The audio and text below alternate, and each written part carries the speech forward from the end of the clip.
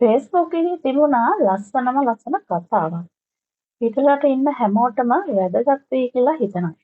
ඉතින් මේ කතාව මම උදාගත්තේ ඇත්තටම Facebook පිටුවකින්. එයාට ගොඩක් ස්තුතියි. මට නම නම් මතක නැහැ. ඉතින් මෙන්න මේ විදිහයි කතාව. ඔයාලටත් මෙන්න මේ විදිහට කවුරුත් කියනවා ඇති. අහලා බලන්නකෝ. ගොඩක් අය රට ඉන්න අයට කියන දෙයක් තමයි මොකක් හරි ගේමක් ගහන්න පුළුවන් ලංකාවට වරෙන්. ඔන්න ඔහම කතා ඔයාලටත් කියලා ඇති නේද? එතකොට ඔයා ගන්න තීරණය මොකද්ද? ඔයා හිතනවා හරි යන්න පුළුවන් දැන් මට ඇති යන්න ඕනේ ලංකාවට ගිහිල්ලා ලංකාවේදී ගේමක් ගහනවා කියලා හිතාගෙන ඉන්නවා. දැන් ওই කතාවට ගොඩාක් ඔයා මානසිකව ඒ පැත්තට පොසිටිව් වෙනවා. හැබැයි ඔයාට ටාගට් එකක් නැහැ ලංකාවට ගිහිල්ලා මොකක්ද හරියටම කරන්න පුළුවන් කියලා. ඉතින් එහෙම බෑ. ඔයා පිට රටකට ආවේ ටාගට් එකක් කරන්න. ටාගට් එකක් හිතේ තියාගෙන තමයි පිට රටකට ආවේ. අන්න ඒ ටාගට් එක කවර් කරගත්තද?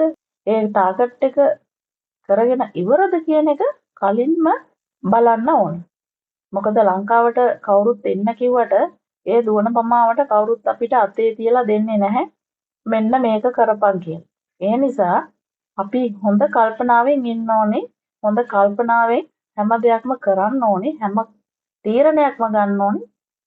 එකපාරට 10000 වතාවක් හිතලා. මොකද කට්ටක් කාලා තමයි පිට රටකටත් ආවේ.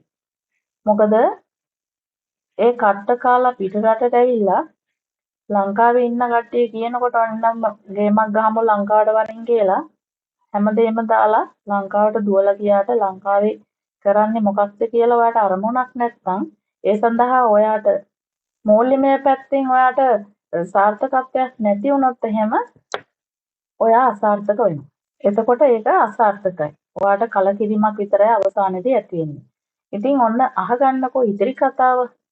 අපිත් හරි ආසයි මේ කොන්ක්‍රීට් වනාන්තර වල හිර වෙලා ඉන්නේ නැතිව ලංකාවට ඇවිත් කොළපාට පරිසරය දිහා බල ඉන්න. වැස්ස වෙලාවට වැස්ස දිහා බලන් ඉන්න. ඒ වෙලාවට රොටි එක්ක ප්ලේන් ටිකක් බිවි වැස්සේ සුන්දරත්වය විඳින්න. පිරිසිදු ඇලකින් දොලකින් පොඩ්ඩක් නාන්න.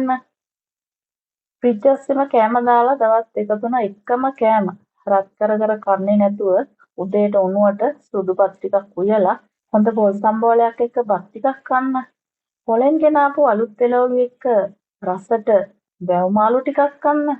වත්තෙන් කඩපු කොළ වලින් කොටලා හදපු කැඳ කෝප්පයක් බොන්න. කාම රසෙ හිර වෙලා ඉන්නේ නැතිව ලංකාවට ඇවිත් අහල පහල මිනිස්සු එක්ක පොඩ්ඩක් ආශ්‍රය කරන්න.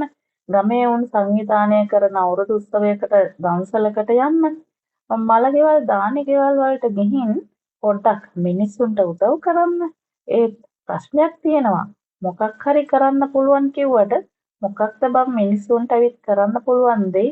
අන්න ඒ දේ තමයි හිතන්න ඕනේ. ඉතින් මක්කර ගානක් තියනවා නම් ඔන්න පුළුවන්.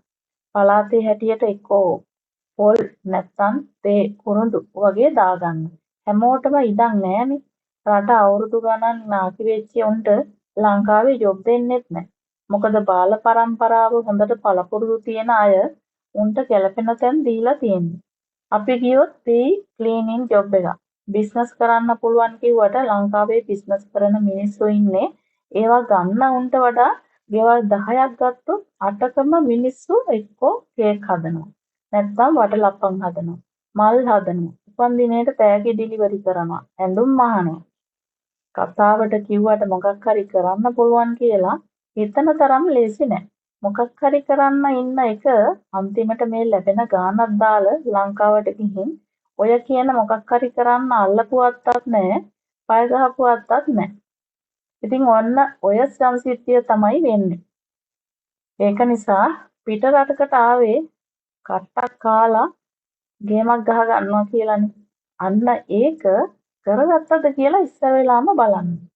ඊට පස්සේ තමයි ලංකාවට යන්න ඕනේ. ලංකාවට යන්න ඕනේ තමන් අරමුණක් තියාගෙන ලංකාවේ ආදායමක් ගන්න පුළුවන් දෙයක් ටාගට් කරගෙන ප්ලෑන් එකකට තමයි ලංකාවට යන්න ඕනේ. කවුරුත් කිව්ව පළියට වරින් කියලා දමල ගහලා දුවන්න එපා. ඉතින් ශ්‍රීදේවි චම්පා අද මේ වීඩියෝ එකෙන් ඔයාලට මම හිතන්නේ අරගෙන ආවේ ගොඩක් ප්‍රයෝජනවත් දෙයක්. ගොඩක් පිටරට ඉන්න අය විශේෂයෙන්ම ඊශ්‍රායලයේ ඉන්න අය ටිකක් කල් යනකොට බෝරින් වෙනවා. එපා වෙනවා. තමන් ළඟ කවුරුත් නැහැ කියලා හිතෙනවා. තනිකම පාළුව දැනෙනවා. ඇත්ත තමයි. දැන් ඇති ලංකාවට යන්න ඕනේ කියලා හිතෙනවා. හැබැයි චුට්ටක් හරි හිතුවද ලංකාවට ගිහිල්ලා මම මොනවද කරන්නේ?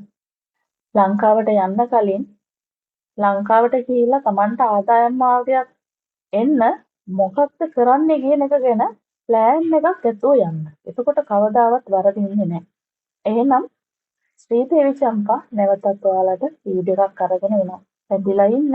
ශ්‍රීදේවි චම්පා YouTube channel එකත් එක්ක දිගටම ඔයාලා හැමෝටම ජයම වේවා.